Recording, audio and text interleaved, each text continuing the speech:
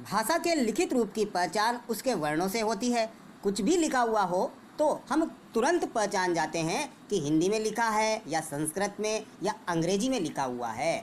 वर्णों से भाषा के लिखित रूप को हम पहचान जाते हैं। भाषा के अंतर्गत वर्णों का पूरा समुदाय होता है जो व्यवस्थित क्रम से आता है, यानी वर्णमाला में जो वर्ण जिस क्रम पर आता है वो उस वर्ण का निर्धारित स्थान होता है।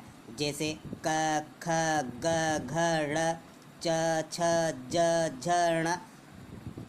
ये सभी वर्ण अपने निर्धारित स्थान पर ही आते हैं जो उनका क्रम कहलाता है। तो वर्णों के इसी व्यवस्थित क्रम को हम वर्णमाला के नाम से जानते हैं। दोस्तों, परिभाषा के आधार पर देखिए, वर्णों के समुदाय को वर्णमाला कहते हैं। ऑप्शन में या तो ये आएगा या फिर आपको नज़र आ जाएगा कि वर्णों के व्यवस्थित क्रम को वर्णमाला कहते हैं या वर्णों के समुदाय को वर्णमाला कहते हैं। दोनों में से ऑप्शन में जो नज़र आए उसके ऊपर आप टिक लगा दीजिएगा। हिंदी वर्णमाला के अंतर्गत वर्णों की संख्या 52 निर्धारित है। हिंदी वर्णमाला में कुल 52 वर्ण हैं और इन 52 वर्णों को 2 भागों में विभाजित किया गया है। अब ये जो 2 प्रकार हैं इन्हें हम स्वर और व्यंजन के नाम से जानते हैं। स्वरों की संख्या 11 है, व्यंजनों की संख्या 33 है, जबकि वर्णमाला में वर्णों की संख्या 52 है। अब आपको कन्फ्यूजन होगा कि कुल वर्ण 52 है जबकि स्वर 11 है, व्यंजन 33 है, बाकी का क्या? तो दोस्तों, इसको स्पष्ट करने के लिए हम अगला जो हमारा वीडियो आएगा व्यंजन, उसमें हम इसको स्पष्ट बताएगा। यहाँ नॉर्मली हम आपको जानकारी दे देते हैं कि हिंदी वर्णमाला में कुल 52 वर्ण हैं। इनको मूल रूप से 2 भागों में बांटा गया है। मूल रूप से पहला स्वर जिनकी संख्या 11 है, दूसरा व्यंजन जिनकी संख्या 33 है। आपसे जहाँ पर भी पूछा जाए कि व्यंजन कितने हैं तो आपको 33 ही बताने हैं। स्वर पूछे जाए कितने हैं तो 11 ही बताने हैं।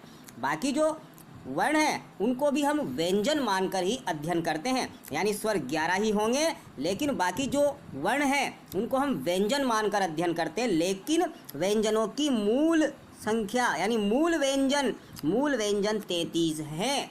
बाकी को हम व्यंजन मानकर अध्ययन करते हैं। आगे बढ़ते हैं दोस्तों।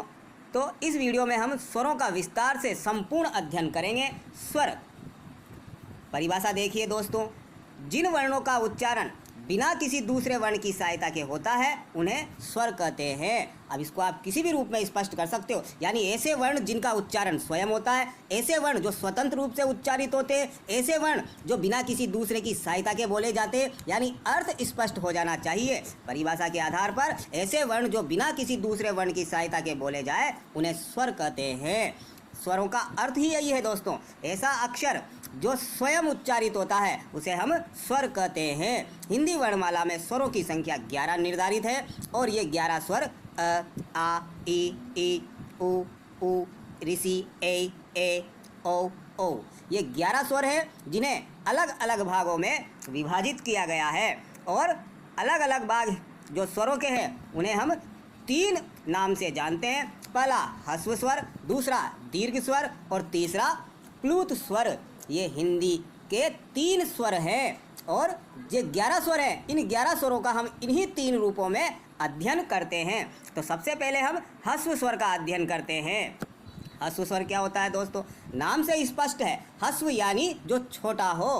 परिभाषा देखिए, ऐसा स्वर जिसके उच्चारण में केवल एक मात्रा का समय लगता है, यानी ह्रस्व स्वरों के उच्चारण में हमें कम दम लगानी पड़ती है, कम ताकत लगानी पड़ती है। आप ऐसा कह सकते हो कि ह्रस्व स्वरों के उच्चारण में केवल एक मात्रा का समय लगता है। और हिंदी में ह्रस्व स्वरों की संख्या 4 है जो अ, ई, उ, ऋषि है। इन चारों को हम ह्रस्व स्वर के नाम से जानते हैं और इन ह्रस्व स्वरों को हम मूल स्वर भी कहते हैं। मूल स्वर का तात्पर्य क्या होता है दोस्तों?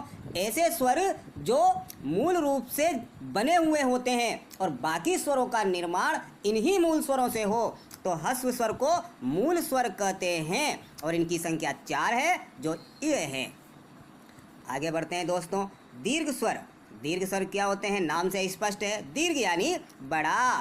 तो जो बड़ा होगा, ह्रस्व छोटा था, ह्रस्व में एक मात्रा का समय लगा था, तो ये बड़ा है तो इसमें 2 मात्रा के बराबर का समय लगता है। परिभाषा देखिए, इन स्वरों के उच्चारण में ह्रस्व स्वर से दुगना यानी 2 मात्राओं के बराबर का समय लगता है।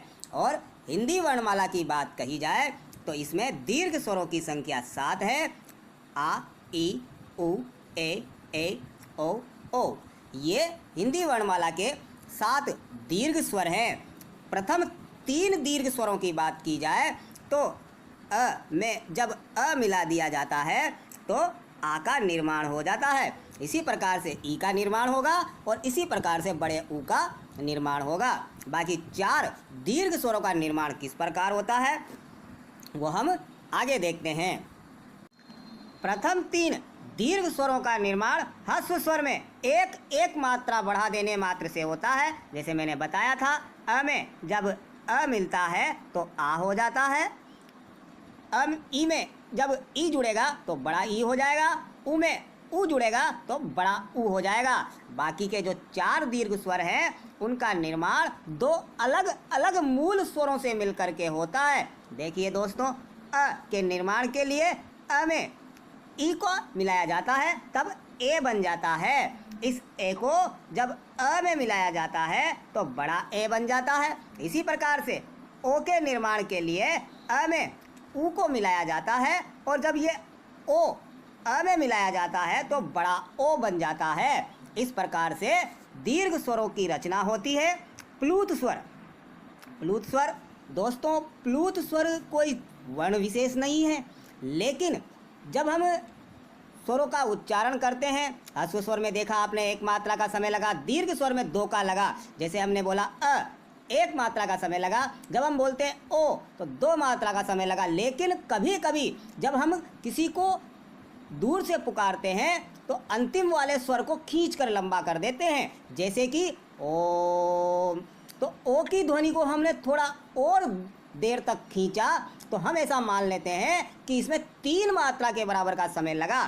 3 मात्रा के बराबर समय लगा यानी इसको हमने नया नाम दे दिया प्लूत स्वर। इसका कोई वर्ण नहीं है, लेकिन उच्चारण के आधार पर यह नामकरण हुआ है। ह्रस्व में 1 मात्रा का समय, दीर्घ में 2 मात्रा का समय, प्लूत में 3 मात्रा का समय।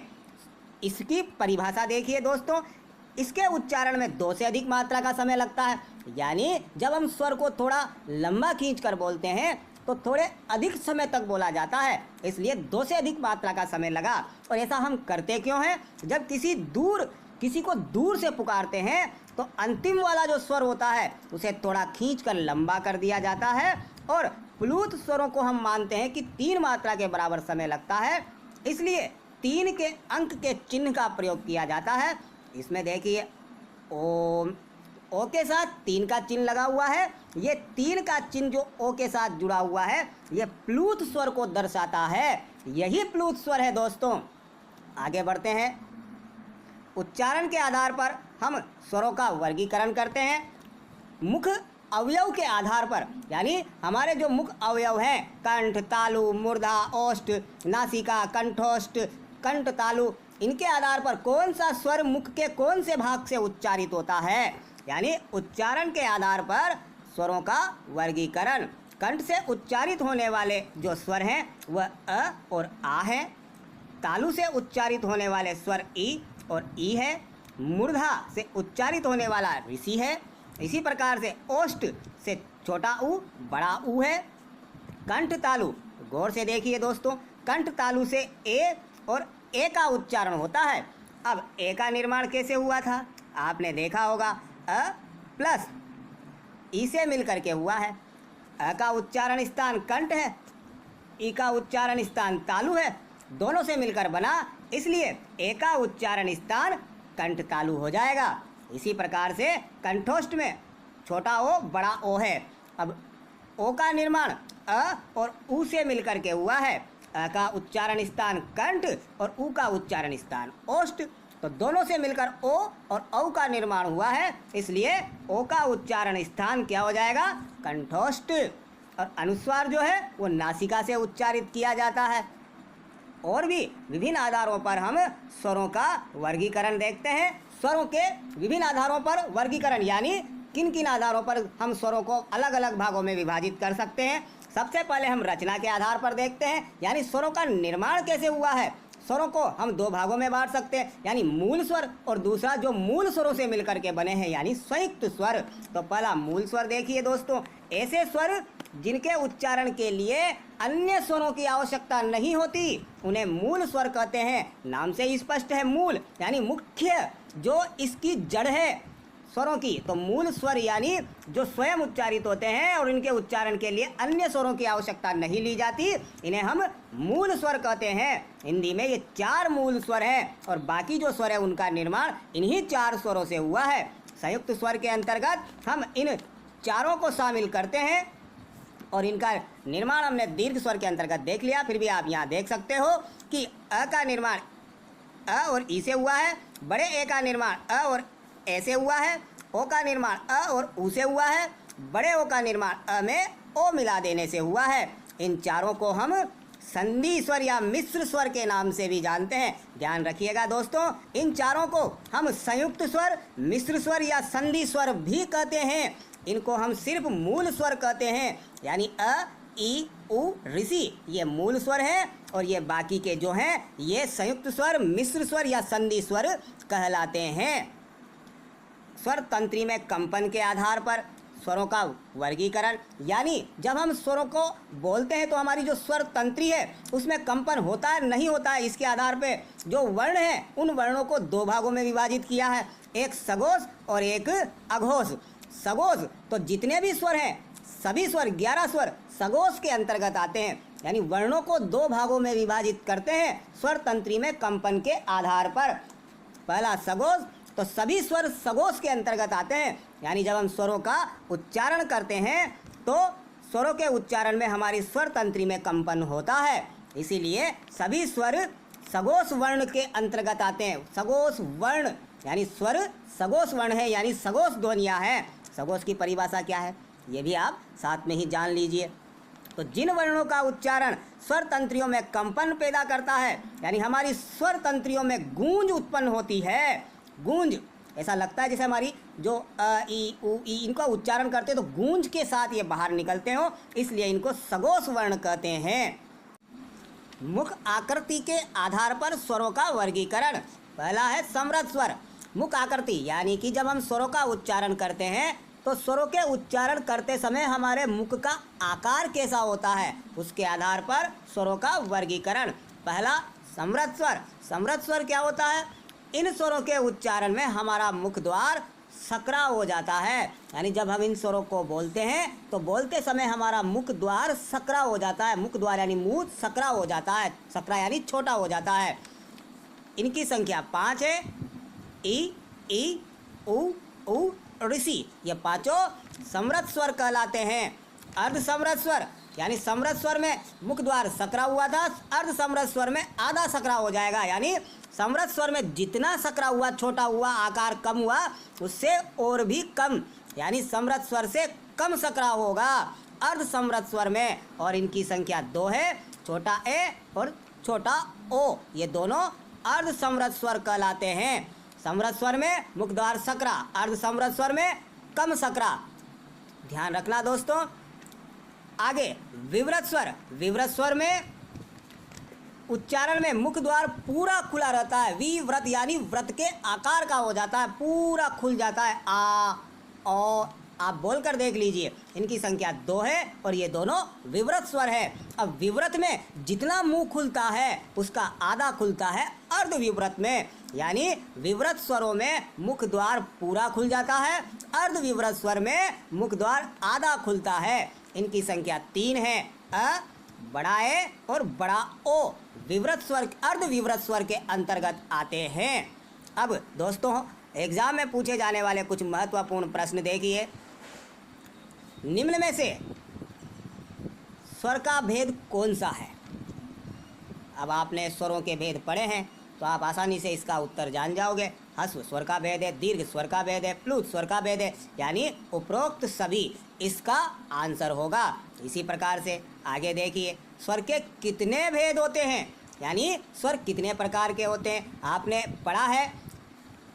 1 है, 2 है, 3 है या 4 है। अब आपने अगर आपको ध्यान में है तो आप आसानी से बता दोगे कि स्वर के 3 भेद है, ह्रस्व, दीर्घ और प्लुत, तो इसका उत्तर 3 होगा। अगर तीन ऑप्शन में नहीं है तो फिर आपको दो के ऊपर टिक लगाना है, यानी मूल रूप से दो ही है, ह्रस्व और दीर्घ। सबसे पहले तीन ऑप्शन में ढूंढना है, नहीं हो तो दो पे टिक लगाना है, यानी सबसे पहले तीन पर टिक लगाना है। यही इसका सही जवाब होगा। ई का उच्चारण स्थान कौन सा है?